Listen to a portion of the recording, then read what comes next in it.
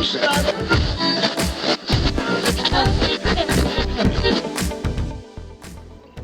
thing I do is I'll do a rough fitment to kind of get the alignment right.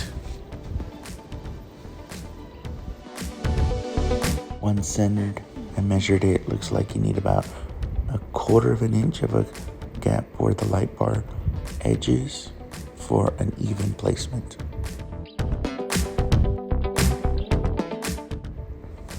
Once you have that down, just start peeling the adhesive tape off.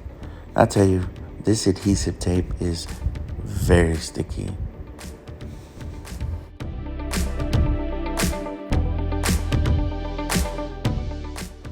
This is by far the hardest step because once that backing is off, you're done.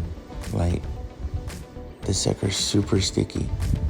So you want to align it as best as you can before actually applying any kind of pressure.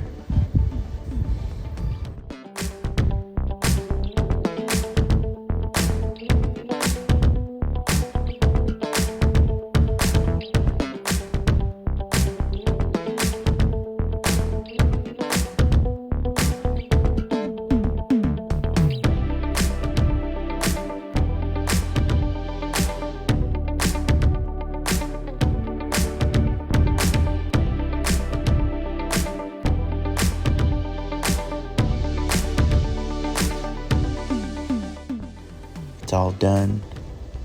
I really like how the spoiler looks, especially with the black paint on the car. The carbon fiber look kind of makes that spoiler pop. Obviously, you want to get something that works with your personal car, but I think this works really good with this color.